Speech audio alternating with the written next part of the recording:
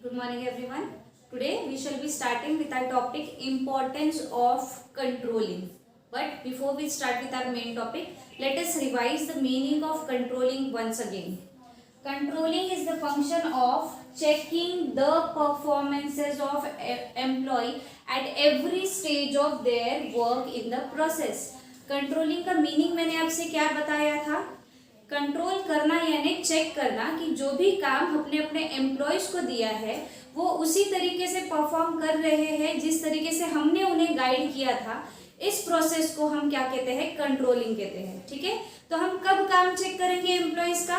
हर stage पर, हर level पर। ऐसा नहीं कि पहले काम दे दिया, पूरा होने दे रहे हैं, उसके बाद चेक कर रहे हैं। नहीं, हम क्या करते हैं, हमने कुछ स्टैंडर्ड सेट कर रखे हैं।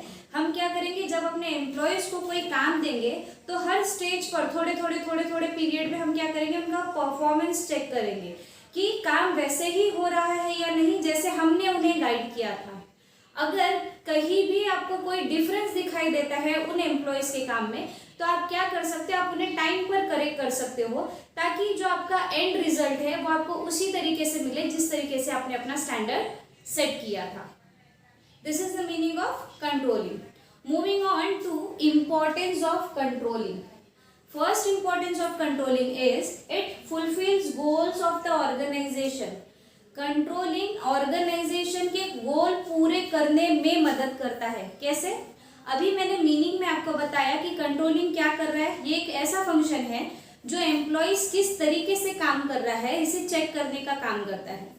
अगर आपको दिख रहा है कि आपका एम्प्लॉय जो काम कर रहा है उसमें कोई डिफरेंस है, वो डिफरेंस जो शायद मैं एक्सपेक्ट नहीं कर रही थी पर एम्प्लॉय गड़बड़ कर रहा है, तो आप क्या कर सकते हो, उसे करेक्ट कर सकते हो ताकि वो अपना जो काम है वो प्रॉपरली परफॉर्म कर सके।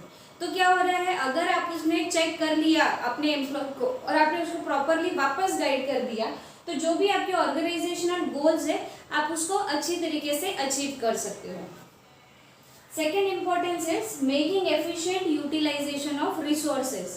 अब अगेन काम करना है तो रिसोर्सेज तो होंगे। हमने डायरेक्टिंग में भी पढ़ा था कि जो भी रिसोर्सेज है उसको कैसे यूज करना है ये हम गाइड करते हैं।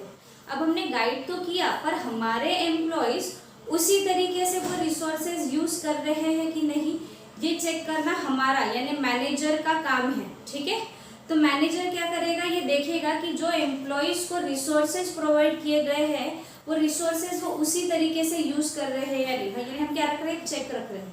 अगर सामने वाले एम्प्लॉय को पता है कि भाई हमारे ऊपर नजर रखी जा रही है, तो क्या होगा, एम्प्लॉय भी रिसोर्सेज प्रॉपरली यूज करेगा, वेस्टेज कम करेगा। Accuracy of standards. कंट्रोलिंग यानी क्या, you have already set your standards कि मुझे मेरा काम इस लेवल पर करके चाहिए।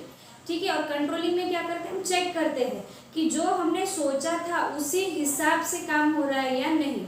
अगर हो रहा है तो अच्छी बात है, नहीं हो रहा है तो क्या करोगे, आप उसे करेक्ट करोगे, आप उसे वापस गाइड करोगे ताकि क्या हो सके, जो भी स्टैंडर्ड आपने अपने काम के लिए सेट कर रखे हैं उसे आप प्रॉपरली अचीव कर पाओ। तो कंट्रोलिंग क्या करता है, ये चेक करता है कि कितने जो अपने स्टैंडर्ड सेट किए हैं वो कितने एक्यूरेट फॉलो किए जा रहे हैं। अगर एम्प्लॉय नहीं कर पा रहा है तो हम क्या करेंगे, we will again guide the employ so that we can achieve our predetermined standards. Motivates employ. अब ये बोलता है कि कंट्रोलिंग भी एम्प्लॉय को मोटिवेट करने का काम करता है। नाउ हाउ, अब मैंने क्या बोला, कंट्रोलिंग का काम क्या है, चेक करना कि सामने वाले एम्प्लॉय को हमने जैसा काम दिया है वो उसी वे में परफॉर्म कर रहा है या नहीं। अगर नहीं कर रहा है तो क्या करेंगे, हम काम से निकाल देंगे? No, we will again guide him कि काम ऐसे नहीं करना है।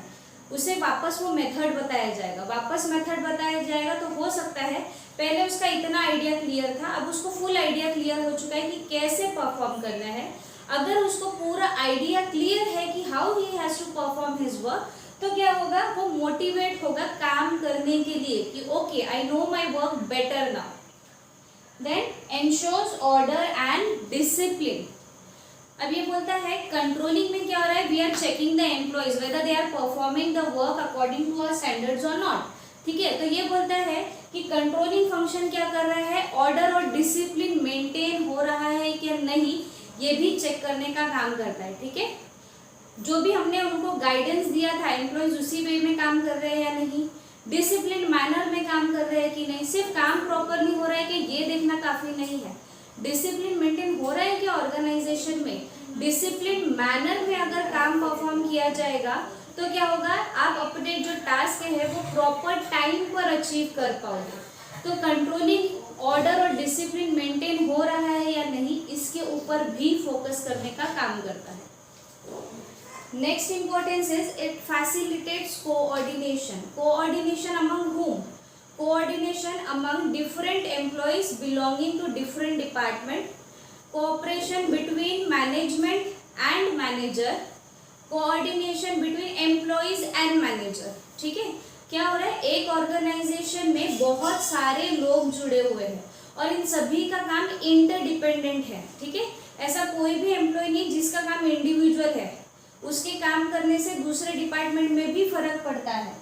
तो ये कंट्रोलिंग क्या कर रहा है, कोऑर्डिनेशन फैसिलिटेट करने का काम करता है, क्योंकि मैंने कहा है कि सारे ही डिपार्टमेंट कैसे इंटरडिपेंडेंट है ऑन ईच अदर। तो एक का काम दूसरे के काम से जुड़ा हुआ है, तो क्या होगा, हर डिपार्टमेंट में हम चेक करेंगे कि काम किस तरीके से चल रहा है। अगर कोई काम प्रॉपरली नहीं हो रहा तो हम उसे वापस गाइड करेंगे। क्यों? क्योंकि एक का काम दूसरे से जुड़ा है। तो क्या हो रहा है, controlling is facilitating coordination among different department of the organization. Psychological pressure, controlling create psychological pressure. How? When you students have to appear for exam, तो क्या होता है, ऐसे तो हम पढ़ाई नहीं करेंगे, बट जैसे ही एग्जाम का टाइम टेबल डिक्लेयर हो जाए तो आपके ऊपर एक साइकोलॉजिकल प्रेशर जनरेट हो जाता है कि भाई एग्जाम आ रही है, पढ़ना है, मार्क्स अच्छे लाने हैं ताकि हम पास हो सके। तो अगर आप एम्प्लॉय हो, ठीक है, और मैं मैनेजर हूँ और आपको पता है कि भाई मैनेजर काम चेक करने आने वाला है कि उसने काम कैसे जो दिया था वो हम कैसे परफॉर्म कर रहे हैं, तो आपके ऊपर एक साइकोलॉजिकल प्रेशर बिल्डअप हो जाता है कि मुझे मेरा काम अच्छे से परफॉर्म करना है ताकि मैनेजर मेरे काम में कोई मिस्टेक्स ना निकाले। तो इम्पोर्टेंस क्या है कंट्रोलिंग का, कि वो सामने वाले एम्प्लॉय के ऊपर साइकोलॉजिकल प्रेशर क्रिएट करता है। साइकोलॉजिकल प्रेशर क्रिएट करने का फायदा ये कि सामने वाला एम्प्लॉय अवेयर रहकर काम करेगा और मिस्टेक्स अवॉइड करने की कोशिश करेगा। It ensures organizational efficiency and effectiveness. Now what is happening in controlling? You are checking whether your employees are performing the task in the manner you have allotted the work to them. ठीक है, अगर नहीं कर रहे होंगे तो क्या करेंगे हम उन्हें वापस गाइड करेंगे कि काम कैसे करना है। आप जब उन्हें वापस गाइड कर रहे हो तो क्या होगा, ऑर्गेनाइजेशनल एफिशिएंसी और इफेक्टिवनेस आएगी। हम क्या कर रहे हैं, अगर वो कोई काम प्रॉपरली परफॉर्म नहीं कर पा रहे, हम उन्हें वापस गाइड कर रहे हैं। वापस गाइड करेंगे तो क्या होगा, एम्प्लॉय मोटिवेट होंगे, उनका जो आइडिया है वो और क्लियर होगा। आइडिया क्लियर होने से क्या होगा, they will try to improve their performance, जिससे एफिशिएंसी और इफेक्टिवनेस जनरेट होगी। It builds good corporate image. अच्छी कॉर्पोरेट इमेज, एक कंपनी की अच्छी इमेज कब बनती है, जब वो कंपनी अच्छा काम परफॉर्म करती है। अच्छा काम परफॉर्म करेगी तो प्रॉफिटेबिलिटी बढ़ेगी, प्रॉफिट कमाएगी तो फिर क्या होगा, एक इमेज बन जाती है। तो अगर हमारे एम्प्लॉयज अच्छा काम करते हैं तो हमें अच्छा प्रॉफिट जनरेट होगा, अच्छा प्रॉफिट जनरेट होगा तो हमारा गुडविल क्रिएट होगा।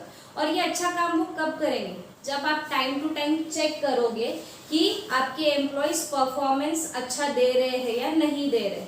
अच्छा दे रहे हैं तो अच्छी बात है, नहीं दे पा रहे तो we will guide them to so that our employees can perform properly. And last importance is it acts as a guide. It acts as a guide मतलब हम क्या कर रहे हैं, स्टैंडर्ड सेट कर चुके हैं ऑलरेडी कि मुझे मेरा काम किस तरीके से कर चाहिए। तो क्या होगा, अगर आपके एम्प्लॉयज उस स्टैंडर्ड के मुताबिक काम नहीं कर रहे हैं तो आप क्या करोगे, उन्हें वापस डायरेक्ट करोगे। डायरेक्ट करने के बाद क्या होगा, again your employ will try to improve their performance. तो कंट्रोलिंग सिर्फ चेक करने का काम नहीं करता, ये गाइड करने का भी काम करता है। कब, जब एम्प्लॉयज आपके स्टैंडर्ड्स के हिसाब से काम नहीं कर पा रहे हैं तब। So these were few importance of controlling. Thank you.